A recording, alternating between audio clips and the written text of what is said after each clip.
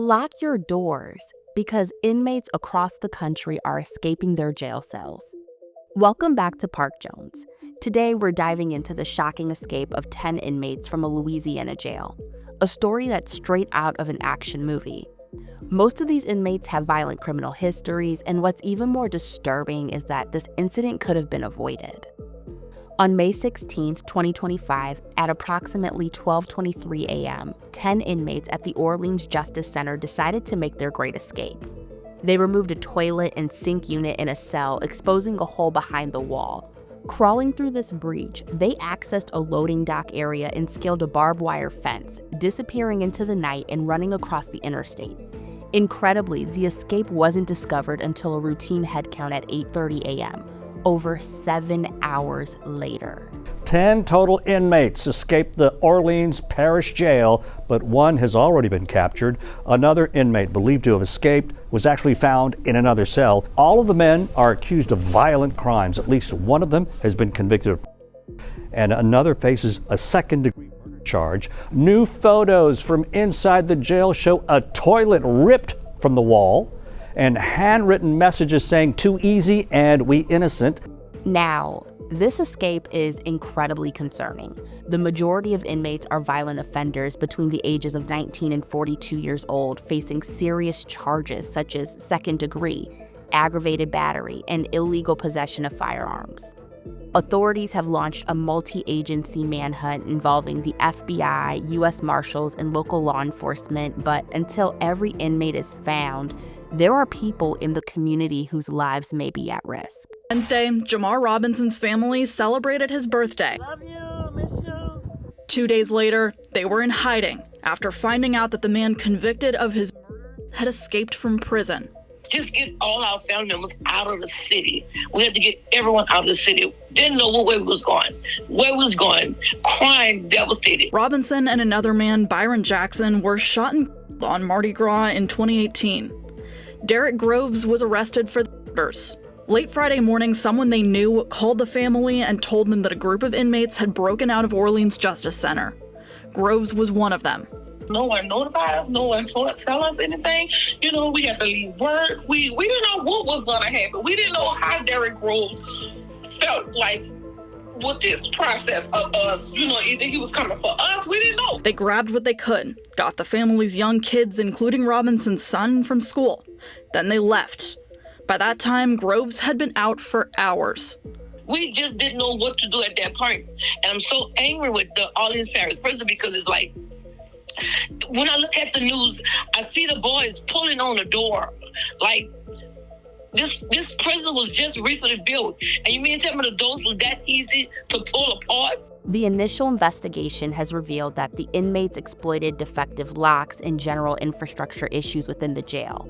This incident should be no surprise for anyone from the New Orleans area because Sheriff Susan Hudson has been talking about these defective locks for quite some time now. We've been following the news coverage out here, and it is being made into a political issue. Political people are making this a political issue. I want to be really clear. This is a public safety issue, and we all need to continue to work together to solve it, to get these folks back in custody. We do acknowledge there is no way people can get out of this facility without there being some type of lapse in security. There's no way. It's almost impossible, not completely, but almost impossible for anybody to get out of this facility without help from the outside. We intend to find out exactly what happened. We know that, I want to say that we know that folks are normally locked down in this facility at 10:30 p.m., but these folks that were able to get out did so because of defective locks on the cells. I've talked about those locks since I got into office. I wrote a letter to the consent decree judge, to the city council, and everybody else who would listen. And every time I go to budget, I say the exact same thing. When you all covered our millage, I said the exact same thing. There are deficiencies in these facilities that cause public safety concerns. This incident underscores systematic problems within the criminal justice system, including overcrowding, budget shortfalls, inadequate infrastructure, and understaffing. Keep in mind, the jail is only 60% staffed. Initially, I was in favor of the sheriff, okay? I felt like she did an adequate job of publicizing the deficiencies, but then I learned that the jail is significantly less safe under her care than her predecessor. And federal monitors have been telling her this for quite some time, which means this incident wasn't a matter of if, but when. John and Meg, I combed through years of those compliance reports. They detail all of the ways that the federal judge is keeping tabs on the jail staff and the sheriff and making sure that they're following the rules. And on the issues of safety and security, jail monitors raised repeated flags, saying, quote, they witnessed the most unsupervised jail units in recent memory once Sheriff Susan Hudson took over. In several reports, Orleans Parish jail monitors warned Sheriff Susan Hudson for years of critical gaps in her plans to keep the jail safe and secure. The monitors release a report twice a year listing all of the ways they found the jail improving and lacking. The current consent decree was ordered during former Sheriff Marlene Gussman's tenure. By the time Hudson took office, the consent decree was about 10 years old. But Gussman says he left Hudson in good hands. We left, as you can see on your own sheet, we were either partial or substantial compliance, and they're out of compliance in a number of areas, a number of critical areas. Fox 8 dug deeper into the data, ranging from former Sheriff Gussman's final compliance report to the 4 most recent reports released to Sheriff Hudson. The current jail system regressed in 4 categories of safety and supervision. The monitors say Gussman left the jail in partial compliance when making rounds every 15 to 30 minutes. When Hudson took over, the monitors said the jail was non-compliant. And to add insult to injury, it's starting to come out that the inmates might have had some help from someone on the inside. Currently, 3 employees have been suspended pending the outcome of the investigation, and 1 has been arrested. Well, it's certainly a big development in the case.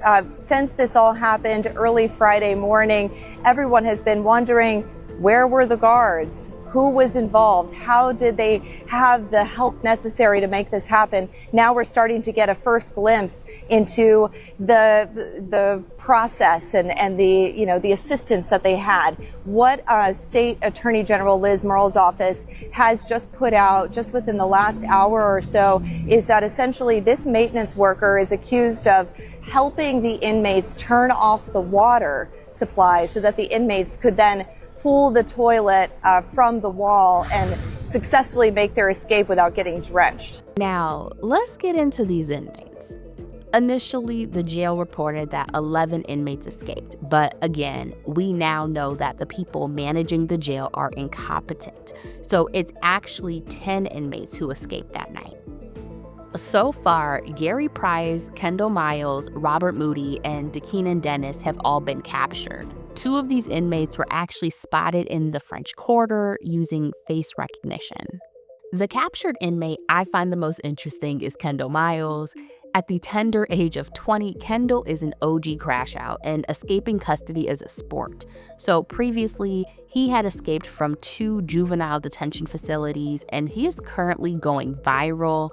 Allegedly, there's a video of Kendall where he was on social media, knowing good and dang on well he was on the run. You know, I hit a bag on my boys. And I'm about to go with a 2. Get up with me. Alright. You fresh out, huh? Fresh out of jail. Stop playing. A few moments later.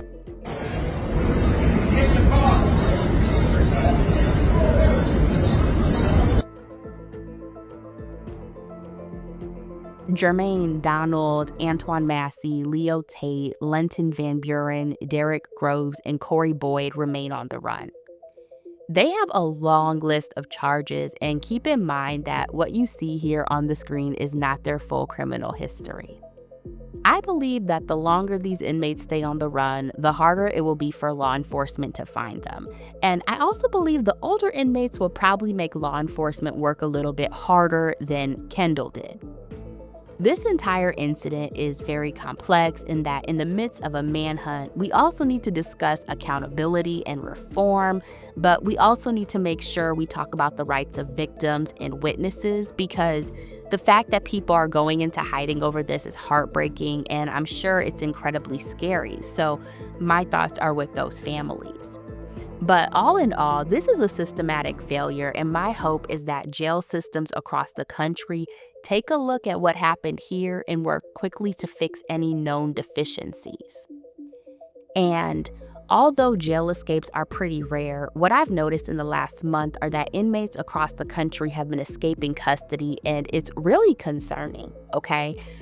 We have Ulysses Stephen Connor Jr., South Carolina, May 1st, okay? Francisco Cardenas from Swan Quarter, North Carolina, he escaped on May 1st as well. Then we have Cedric Stevenson from Washington, he escaped on May 4th. Then you have Anthony Martinez from Rowan County, Kentucky, he escaped on May 6th. Then we have James DeMonte Beasleyan from Clayton County, he escaped on May 10th. And then lastly, on my list, I have Quintavious Jamar Mack from Mobile, Alabama on May 14th. So this is not an extensive list, so I don't know if there are other inmates who have escaped in the month of May 2025, but if anything, this entire story is a good reminder for you to always lock your doors. If you enjoyed my coverage of this case, please take a moment to comment, like, and subscribe. I'm your host, Parke Jones, and I'll catch you on the next one.